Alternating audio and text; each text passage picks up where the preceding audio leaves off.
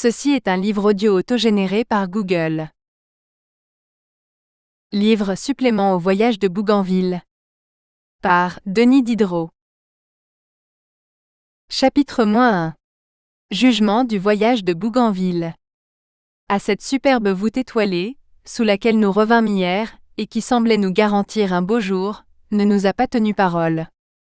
B. Qu'en savez-vous? A. Le brouillard est si épais, qu'il nous dérobe la vue des arbres voisins. B. Il est vrai.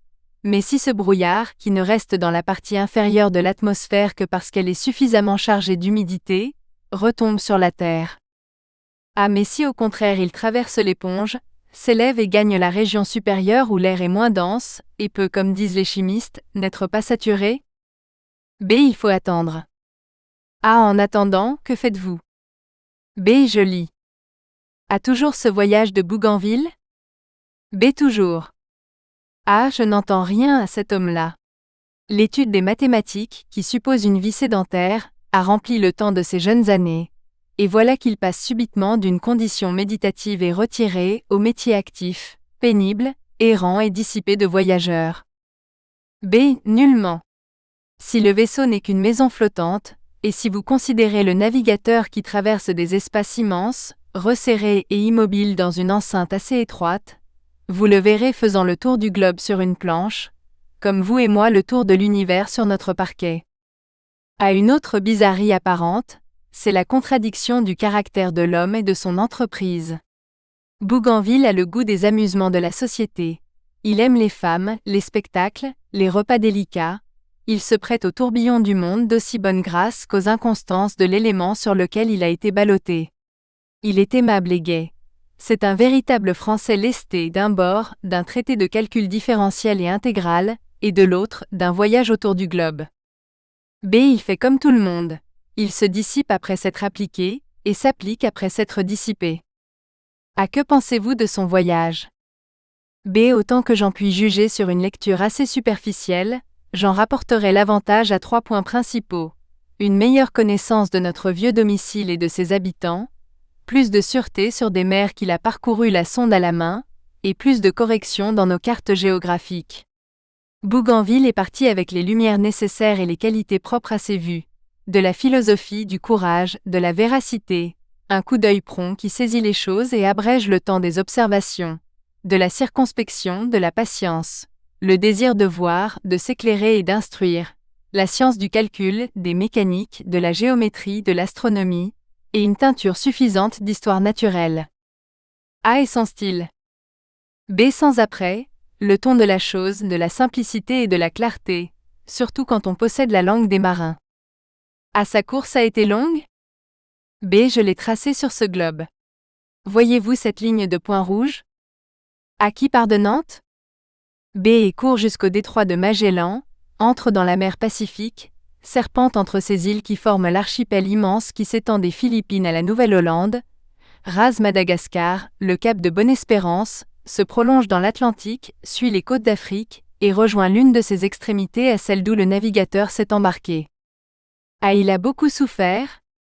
B. Tout navigateur s'expose, et consent de s'exposer au péril de l'air, du feu, de la terre et de l'eau, mais qu'après avoir erré des mois entiers entre la mer et le ciel, entre la mort et la vie, après avoir été battu des tempêtes, menacé de périr par naufrage, par maladie, par disette d'eau et de pain, un infortuné vienne, son bâtiment fracassé, tombé, expirant de fatigue et de misère, au pied d'un monstre d'airain qui lui refuse ou lui fait attendre impitoyablement les secours les plus urgents, c'est une dureté.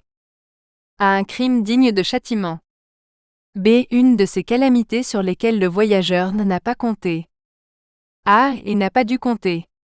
Je croyais que les puissances européennes n'envoyaient pour commandants dans leur possession d'outre-mer que des âmes honnêtes, des hommes bienfaisants, des sujets remplis d'humanité et capables de compatir. B. C'est bien là ce qui les soucie. A. Il y a des choses singulières dans ce voyage de Bougainville. B. Beaucoup. A. N'assure-t-il pas que les animaux sauvages s'approchent de l'homme, et que les oiseaux viennent se poser sur lui, lorsqu'ils ignorent le péril de cette familiarité? B. D'autres l'avaient dit avant lui. A. Comment explique-t-il le séjour de certains animaux, dans des îles séparées de tout continent par des intervalles de mer effrayants. Qui est-ce qui a porté là le loup, le renard, le chien, le cerf, le serpent? B. Il n'explique rien, il atteste le fait. A. Et vous, comment l'expliquez-vous? B. Qui sait l'histoire primitive de notre globe? Combien d'espaces de terre, maintenant isolés, étaient autrefois continus? Le seul phénomène sur lequel on pourrait former quelques conjectures, c'est la direction de la masse des eaux, qui les a séparés. A. Comment cela? B. Par la forme générale des arrachements. Quelques jours, nous nous amuserons de cette recherche, si cela nous convient. Pour ce moment, voyez-vous cette île qu'on appelle des Lanciers? À l'inspection du lieu qu'elle occupe sur le globe, il n'est personne qui ne se demande qui est-ce qui a placé là des hommes. Quelle communication les liait autrefois, avec le reste de leur espèce? Que deviennent-ils en se multipliant sur un espace qui n'a pas plus d'une lieue de diamètre? Ah, ils s'exterminent et se mangent. Et de là peut-être une première époque très ancienne et très naturelle de l'anthropophagie, insulaire d'origine. B. Où la multiplication y est limitée par quelques lois superstitieuses.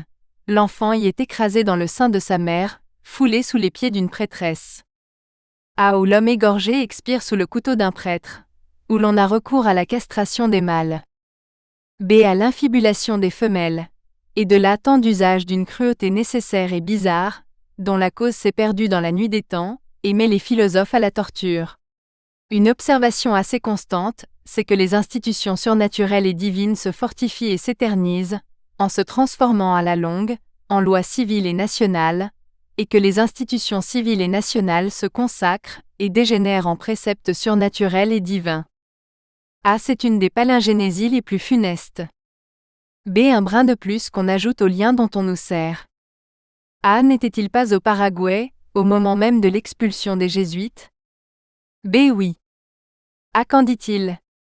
B. Moins qu'il n'en pourrait dire, mais assez pour nous apprendre que ces cruels Spartiates en jaquette noire en usaient avec leurs esclaves indiens, comme les Lacédémoniens avec les Ilotes, les avaient condamnés à un travail assidu, s'abreuvaient de leur sueur, ne leur avaient laissé aucun droit de propriété, les tenaient sous l'abrutissement de la superstition, en exigeaient une vénération profonde, marchaient au milieu d'eux, un fouet à la main, et en frappaient indistinctement tout âge et tout sexe. Un siècle de plus, et leur expulsion devenait impossible, ou le motif d'une longue guerre entre ces moines et le souverain, dont ils avaient secoué peu à peu l'autorité. A. Et ces Patagons, dont le docteur Maty et l'académicien la Condamine ont tant fait de bruit? B. Ce sont de bonnes gens qui viennent à vous, et qui vous embrassent en criant Chawa, forts, vigoureux, toutefois n'excédant pas la hauteur de 5 pieds 5 à 6 pouces, n'ayant d'énormes que leur corpulence, la grosseur de leur tête et l'épaisseur de leurs membres. Nés avec le goût du merveilleux, qui exagère tout autour de lui, comment l'homme laisserait-il une juste proportion aux objets, lorsqu'il a, pour ainsi dire, à justifier le chemin qu'il a fait, et la peine qu'il s'est donnée pour les aller voir au loin? À aider sauvages, qu'en pense-t-il? B. C'est, à ce qu'il paraît, de la défense journalière contre les bêtes féroces, qu'il tient le caractère cruel qu'on lui remarque quelquefois. Il est innocent et doux, partout où rien ne trouble son repos et sa sécurité. Toute guerre naît d'une prétention commune, à la même propriété.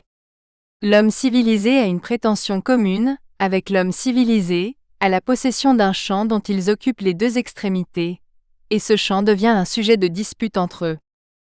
A. Et le tigre a une prétention commune, avec l'homme sauvage à la possession d'une forêt. Et c'est la première des prétentions, et la cause de la plus ancienne des guerres. Avez-vous vu le Tahitien que Bougainville avait pris sur son bord, et transporté dans ce pesquis? B. Je l'ai vu. Il s'appelait Aotourou. À la première terre qu'il aperçut, il l'a pris pour la patrie du voyageur. Soit qu'on lui en eût imposé sur la longueur du voyage, soit que, trompé naturellement par le peu de distance apparente des bords de la mer. Nous espérons que vous avez apprécié cet aperçu. Pour continuer à écouter ce livre audio sur Google Play Livres, utilisez le lien dans la description de la vidéo.